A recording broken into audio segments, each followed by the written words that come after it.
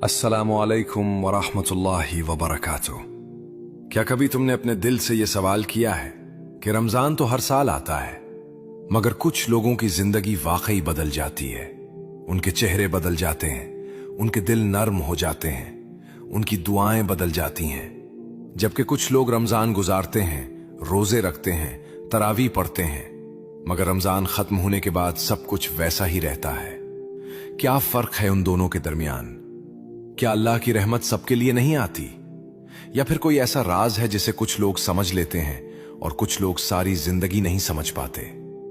रमजान का पहला अशरा सिर्फ एक कैलेंडर की तारीख नहीं, सिर्फ आगाज नहीं, ये वो लम्हा है जहां अल्लाह की रहमत बंदे की तरफ खुद बढ़ती है। ये वो वक्त है जब आसमान के दरवाजे खुलते हैं, जब रूह पर एक खास कैफियत उतरती है, जब दिल अगर चाहे तो वाकई बदल सकता है। मगर हकीकत यह है कि अक्सर लोग रमजान का पहला अशरा महसूस ही नहीं करते।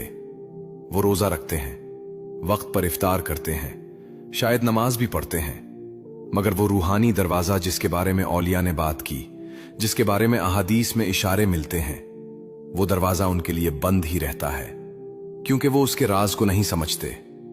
जरा सोचो, कितने लोग हर साल रमजान से पहले इरादा करते हैं कि इस बार मैं बदल जाऊंगा, इस बार कुरान मुकम्मल पढ़ूंगा, इस बार दिल साफ करूंगा, इस बार अल्लाह के करीब हो जाऊंगा।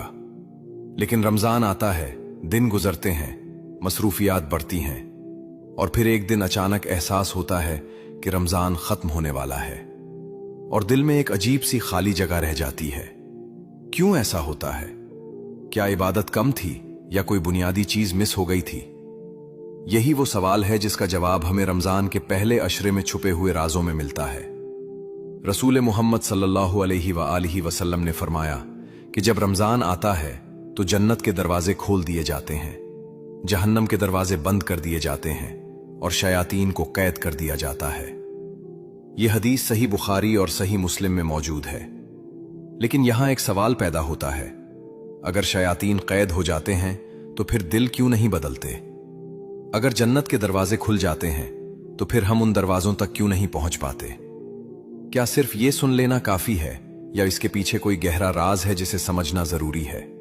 रमजान का पहला अशरा दरअसल रहमत का अशरा है, मगर रहमत सिर्फ एक लफ्ज नहीं, ये एक कैफियत है, एक मौका है, एक दावत है।